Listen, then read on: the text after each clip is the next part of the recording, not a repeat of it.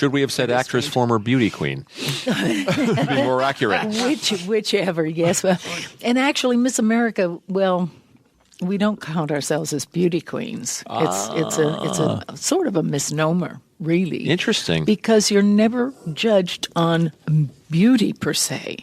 It's more of your ability to handle yourself in difficult situations, like being interviewed and bombarded with questions, and handling in the best possible ladylike way that you can.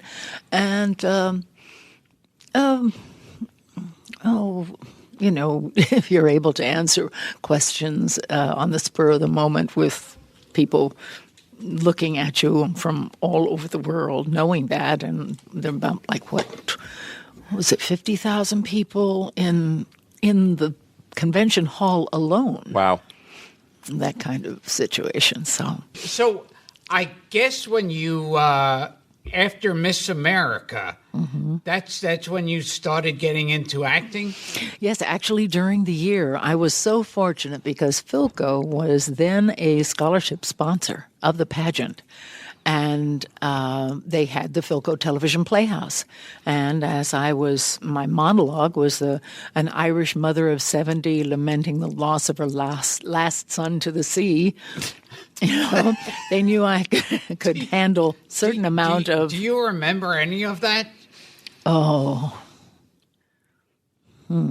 Maybe. It isn't that I haven't prayed for you, Bartley. It isn't that I haven't said prayers in the dark night you wouldn't know what I'd be saying. But it's a great rest I'll have now, and long sleeping in the dark nights after salmon. If it's only a bit of wet flour we'd have to eat, or maybe a fish that would be stinking. Wow. Incredible. That's part of it. I don't know where that came. What your mind will store. An Irish author, right? You. Wasn't it? Yeah. John Millington Synge. Yes. Yeah. Mm-hmm. Great stuff. And then, so what was the first acting you did after that? Well, the two shows on the Philco Television Playhouse. One with Mary Astor playing my mother. And that was very exciting. Oh, yeah. Mary Astor. From the Maltese Falcon. Maltese Falcon. Right. Yes, exactly. Yes, sure. We talk about her. And what a lovely, charming woman she was. And the other one was the Miss America story. And it was a story about a Miss America who runs away from the pageant. And on that show was the first airing of the song, There She Is, Miss America. Really? Written by, anybody know? I want to say Burke Parks, but I'd be No, wrong. he didn't write it. He sang it. He sang it. He sang it a lot.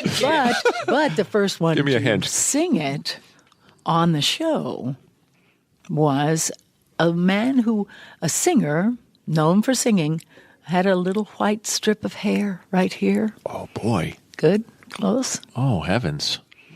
Handsome man. And a good actor. Not Rudy Valley. No, later. Much later. 50s. Think about 50s. 50s. In the 50s. Frankie Lane? No. I'm just grasping at straws here. Okay. Initials J.D. J.D.? Well, it wasn't James Darren. Oh, James Darren is here this Jimmy weekend. Durante. No? I would love that. I would love if that were true. We're stumped, Lee. Okay, Johnny Desmond. Oh, Johnny Desmond. Yes. Wow. Johnny Desmond was the first one to sing There She Is. Did not know that. Miss America. And it was written by Bernie Wayne. And he's famous for not only that, but Blue Velvet. Oh, sure. And Housemaid. No, wait a minute. Oh, dear. It was the coffee.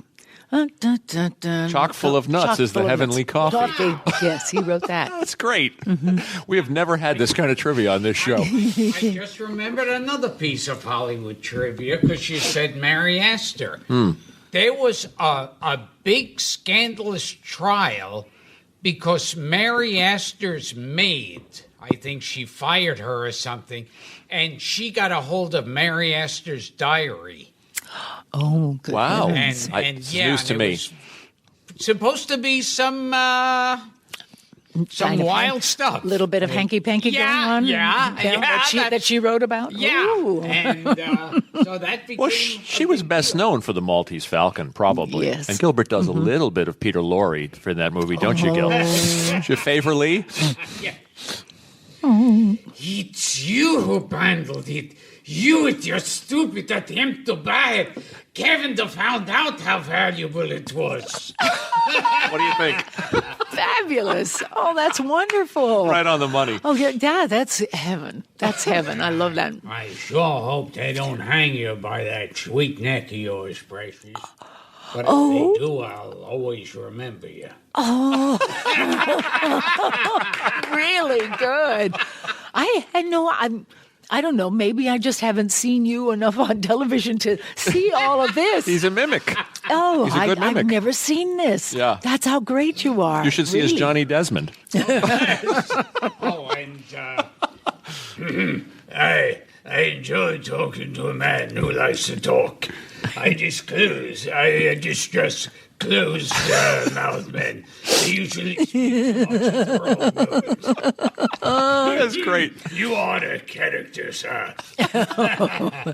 Good. Sydney Greenstreet. Yes. Who else does Sydney Greenstreet? She got it. I hope. I thought, oh, Lord, as I said it, maybe it was Charles Lawton. Give me the chron.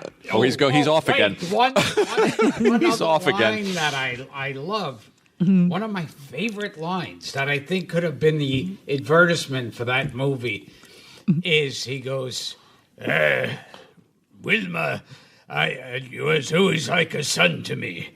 But if you lose a son, it's possible to have another. But there's only one. Maltese Falcon. Oh, that's great. Yeah, that's great. He was talking to Alicia Cook. Yes. Yeah. Now give me the chronology of this. Oh, I'm sorry. We have a guest.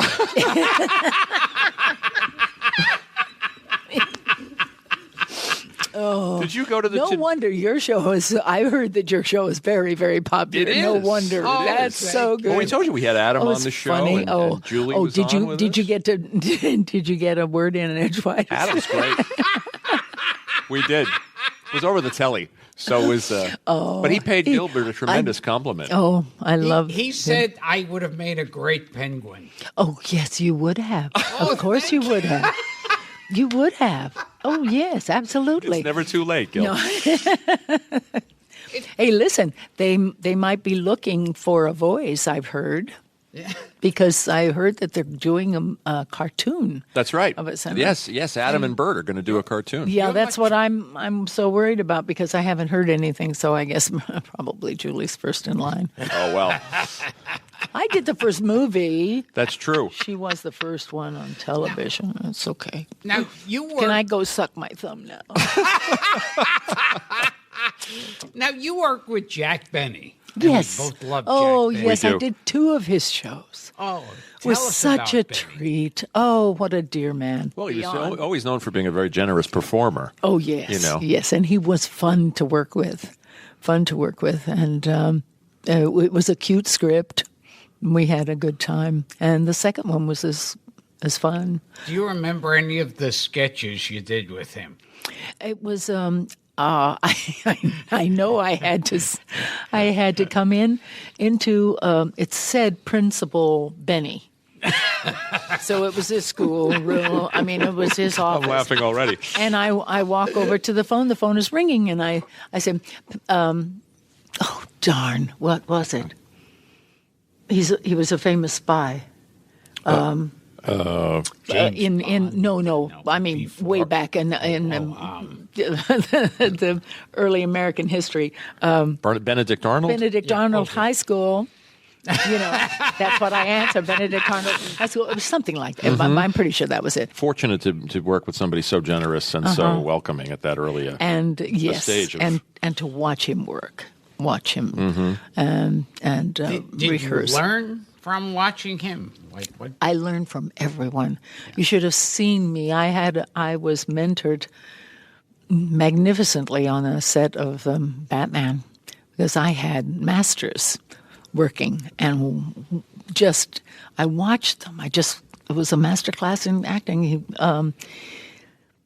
Burgess working on just a shtick kind of thing, where he's in the we're in the submarine. This is like the second day of shooting, and he's like this, and he has. He's looking through a periscope. Right. Oh yes, I'm sorry. Right, that's right. Like I'm on television. We're not visual.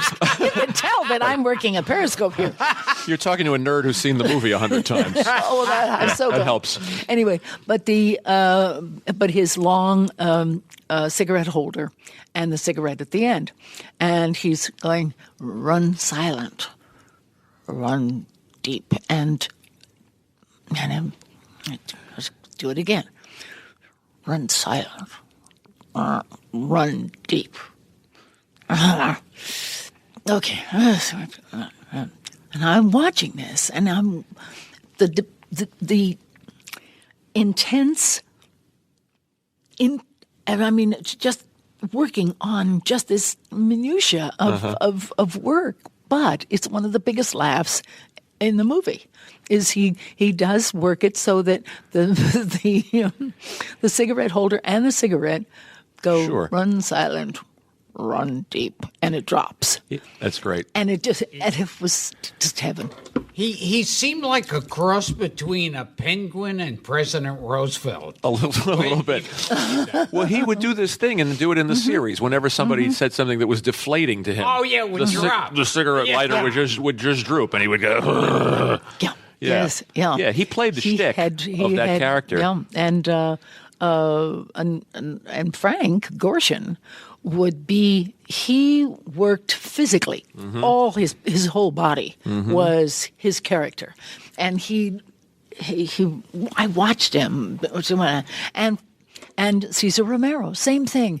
He had the two little sparkly things that go and give people shots. Oh, the joy buzzer. Yes, right, and he was working like this, and it was like, and he was trying, which would be better this way so that they don't see him coming. Right. And he's trying all different things. It was fantastic. Three legendary actors. And I was at school.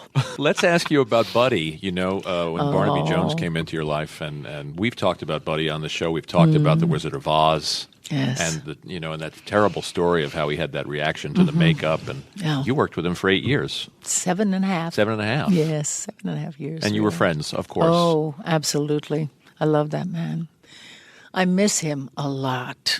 We used to talk on the phone when we weren't working, and just a dear, sweet soul. And I've been so lucky with the people that I've worked with. I really, really have.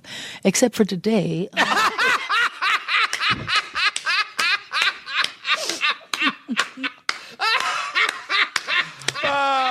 Well, everyone's luck runs out eventually, Lee. I'm sorry, I couldn't help it. I don't do that. I don't think those things, and all of a sudden I thought, oh, yes. Oh, that was funny. Thank you. Buddy Ebsen almost died during the making of Wizard of Oz. Yes, because they very close. Spray painted him. Well, it was a salve that had aluminum something. It was aluminum dust in the makeup. Right. And he ingested it. After switching roles with Bolger. Yeah, because he was originally the Scarecrow, and they switched parts. Mm-hmm. Yeah. Yeah. And I think it was I think he was, how long was he in the hospital? I remember him telling me this story, but I thought it was just so awful. I just blanked out. Well, if what I read was to be believed, I mean, MGM didn't even believe he was sick. They ordered him back to the set. Yeah. That's what I read about it. Yeah. Yeah. He had a great career, and he did so much. Oh, he did. He was a dear, dear man. Just, he wrote thank you notes to everybody who was on his show. Are you serious? That's great. No. Wow. Isn't that something? And a show that ran for 8 seasons and several hundred episodes is a lot of thank you notes. A lot of thank you notes.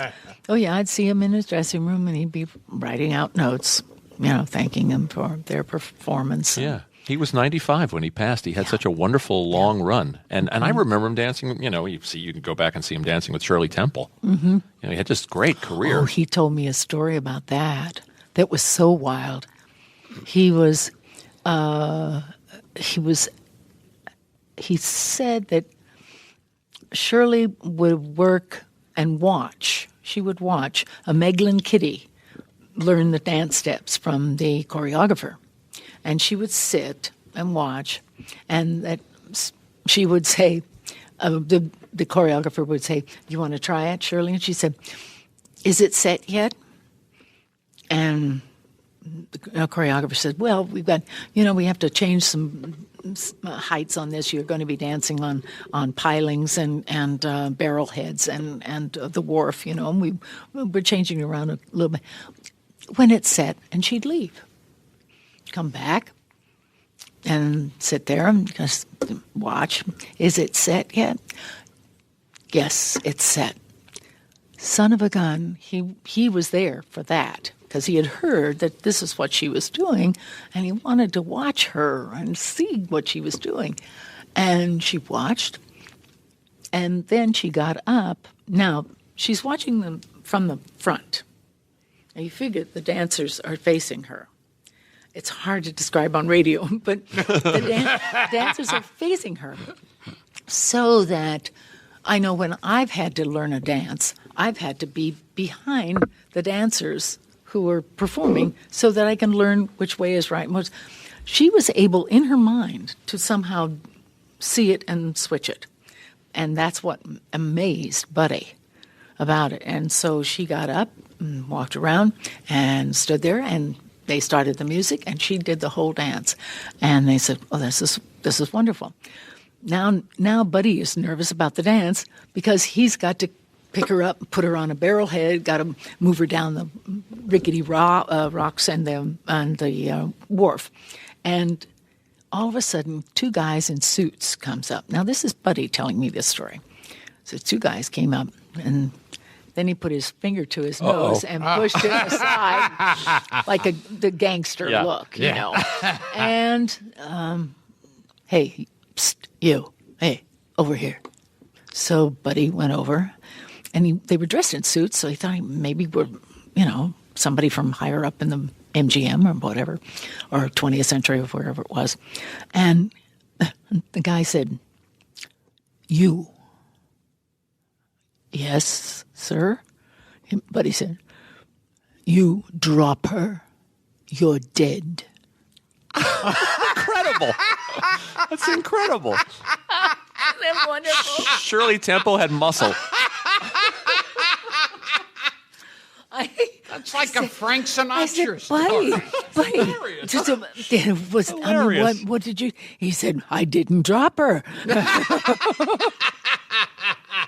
I said, "Well, of course you didn't, because she's still alive now." Wow.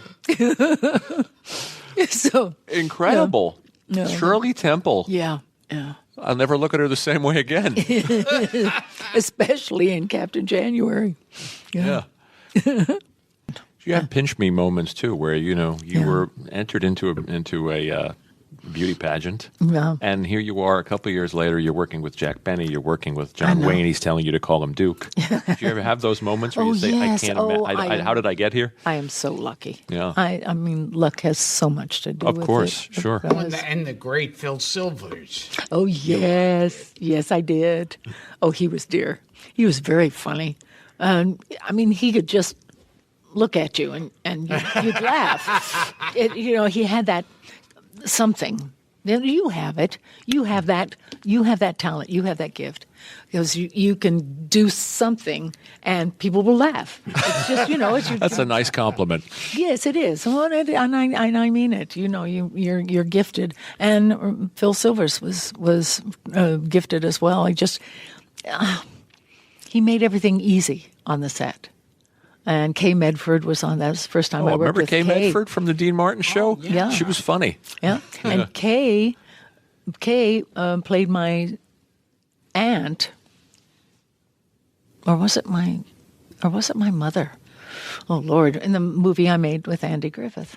Angel in My Pocket. Angel in My I love Pocket. that movie. It's a good movie. It's a sweet movie. Yeah. Just before you go, can you Yes. tell us what movie you went to see with Burgess Merideth?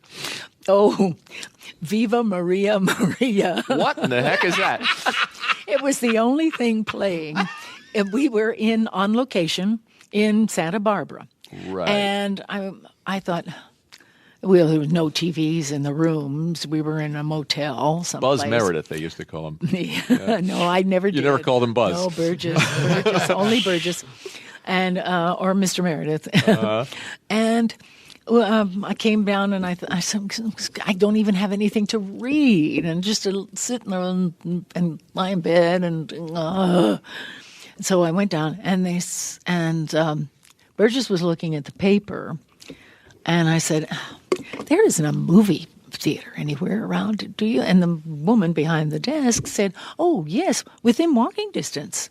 Within walking distance, there's our movie theater." And I said, "Burgess, you want to go to the movies?" He says, "Oh, yes. Yes, let's go. Let's go. Let's go now." I said, "Well, we don't know what's playing." He said, Doesn't matter. Okay, so we hot-footed it down to them, and it was about maybe a 10-minute walk or thereabouts. And it was a foreign film festival. Isn't that funny? And there's Viva Maria Maria. So we walked in. There's no one there. There's no one there. There's a kid who's taking the tickets. He's making popcorn, and he opens the door to let us in, and we pay. Burgess took me to the movies. He paid for it. I said, "Burgess, no, I pay."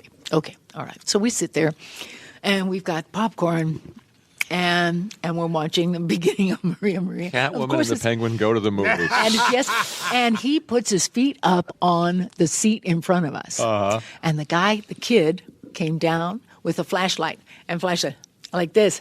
No feet on that thing. And he put his feet down. Doesn't he know who we are? Oh, that's great. I said, "Oh, Burgess." And he said, "Well, come on." And so he put his feet back up again. It was hysterical. Gilbert we talk about Of Mice and Men. And, yes. such a... What a brilliant performance that was. It's a funny thing. People think, the Penguin and Rocky is really what they know him from. Right. But he had this he directed a great picture called The Man on the Eiffel Tower. Oh, yes. Oh, my gosh, I forgot about that. He was a director, too. He just had all kinds of talent. Mm-hmm. And Gilbert and I talk about Of Mice and Men all the time. Oh, such a good Penguin and the Wolfman together. That's right. Oh. I've never even thought it that way. Yes, of course. Penguin and the Wolfman, yeah. which was Lon Chaney. And you're the only person to ever play Catwoman and Lily Munster. That's a yes. Well, I guess I did. That's true. With the Munsters Today, with John Schuck, who we also love. Oh, John is dear. We've had such fun with that series. And because we filmed that in front of a live audience. Ta-da! Little different than anybody else. Sure. No, you really had to, be there every second. There's so much you've done. There's so much we could cover. And God, we didn't talk about Star Trek, and we hardly talked about I'll come back again. We'll do another one. We want to ask you about Victor Buono next time. Oh, don't. Huh? Don't. Okay, we won't ask you about Victor Buono. Oh, no, it's all right. Victor, he was so sweet. And, well, he's gone. Yeah, he was. I was telling Gil and I were talking about him once, and he used to come on The Tonight Show and read original poetry. Do you remember this? Oh, yes. Victor Buono? Yeah. He was funny. Yes. I mean, he was funny like stand-up comedy funny. He could be. Yeah. He could very well be. Well, to play King Tut the way he did, he had to have had comedic talents. He had real chops. Oozing out of every pore. He would come on the Carson show. They would set up a lectern for him, and he'd come out and he would read. And I remember one line was a little kid teasing him, saying, "There's the fat man from Batman." He would write his own. They were sort of Ogden Nash kind of poems, but crazy, very clever. I remember him doing an entire poem about eating on cruise ships. Yeah. And he said something like, he was brilliant. And the rocking seas and salty air and butter everywhere. We'll ask you next time. I was on that ship once. Oh, yeah. Oh, I really was. I mean, in the middle of the Mediterranean, my mother and I, she was taking me to Greece. She was going to see Greece, and we were going to get there. And so all of a sudden, oh, wow, the whole thing. I mean, literally tables going like I've been like on this, cruise ships. Down.